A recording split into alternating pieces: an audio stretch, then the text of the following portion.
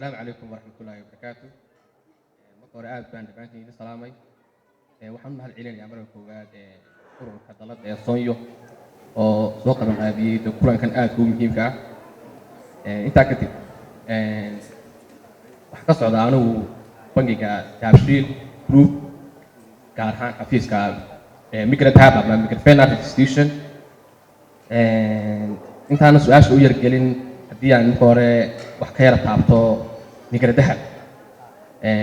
Migrant Dahab waxaa la aasaaso la sameeyay 2014 February. waxyaalaha loo sameeyay waxaa ka mid ahayd inay u shaqeyso dadka dhalinyarta ah ee isugu jira dumarka iyo dhalinyarada ee raba inay ganacsi ay abuuraan ama ganacsigooda rabaa in kor loogu qaado.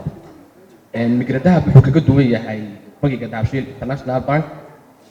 waan ognahayo bangiga Dahabshiil International maxay ahayd maalgelinta uu sameeyo iyo shuruudaha uu ku xidho way ka duwan tahay Migrant Dahab oo maxay ahayd waxaa loo fududeeyay dadka ganacsiga raba inay abuuraan in shuruudaha laga rabo inay buuxiyaan inay noqdaan shuruudo ay buuxin karayaan marka qaarkoodna aan shuruud ku jirinba oo maxay ahayd qofkii loo eegayo maalgelinta uu rabo iyo qaabka uu rabo iyo ganacsiga uu sameeyay marka way ka fududahay wayna ka shuruud خفيفان tahay marka loo eego bangiyada caadiga ee Dahabshiil Bank.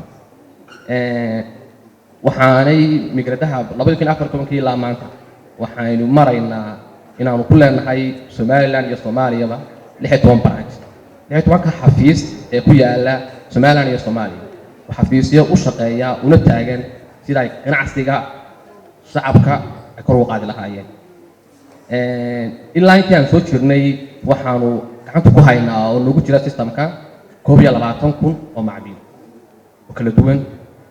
lacagta aan ku maalgelinay intaan soo jirnay oo 22 milyan. marka waxaad garan kartaa xaddigan jarnay iyo sidaan markasta ugu heelanahay inaan dhalinyarta gacan qabanno. marka aan dhalinyarta ganacsiga iyo hamiga ay niyadda ku hayaan baanu maxay u hirgelino. inta haddaan kaga baxo oo maxay ahayd aan u soo wareego su'aasha anu ma aaminsanayn inay caqabad jiraan laakiin waxaan aaminsanahay inay fursado badan jiraan. markaan ka hadlayo xagga bangiyada iyo maalgelinta Somaliland bangiyo badan bay ku leenahay wayna ka taanis fiican oo ka taanis wanaagsannahay dadkii naga horreeyay. marka waxay ahayd iyagu bangiyo ay ka qaataan maalgelin ma helin laakiin inagu maanta waxaynu dhalinyar ahaan waxaan haysanaa bangiyo na gacan qabta oo maalgelinta aynu u baahannahay inoo sameeya ganacsigeena inoo hirgeliya niyadda waxaynu ku hayno inoo suurtageliya ganacsiga hadduu qofka u jiro kor ugu qaada. marka way ka taanis wanaagsannahay dadkii hore markaynu ka hadlayno waqtigan xaadirka iyo qarnigan taaganahayba. bangiyada Somaliland ka jira siyaabo kala duwan bay dadka ugu adeegayaan oo waxay bangi walba si gaar ah ugu shaqeynayaan dhalinyarta. laakiin fursadaha jira anu waxaan aaminsanahay waa fursado ku xidhan dhalinyarta maaha fursado bangiga ku xidhan. bangigu markasta wuxuu albaabka u furan yahay siduu u caawin lahaa dhalinyarta uu gacan qaban lahaa maxay ahayd la isku taageeri lahaa. annaguna waxaan u furannahay inaan fursadaha bannaan ee suuqa ka bannaan inaan dhalinyarta ka caawino. maxay ahayd dhalinyarta rabta in laga caawiyo ganacsigooda kor loogu qaado. dhalinyarta rabta in ganacsiga diiniyadda ku hayaan loo dhaqangeliyo loo hirgeliyo intaaba waan u taagannahay. muhiimadda koowaad ee Migrant Dahab ay siisaana waxaa ka mid ah dhalinyarta khaasatan dumarka.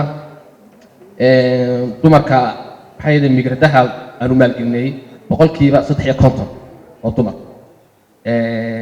maxay ahayd oo kala duwan oo dumar ganacsi cusub loo abuuray dumar ganacsigooda hore kor loogu qaaday.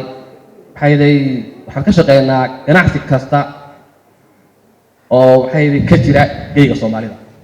maxay ahayd ma abaarno kaliya ganacsi ku dhaata laakiin ganacsi kasta oo qofku niyadda ku hayo oo Soomaali ka dhex shaqeysato kor baan u qaadnaa. tax liban waan ku soo noqon doonaa insha Allah. intaas ma ku soo koobi doonaa. Migrant Dahab waa banki u furan dadkiisa. aad baad u maasantay liban wuxuu yiri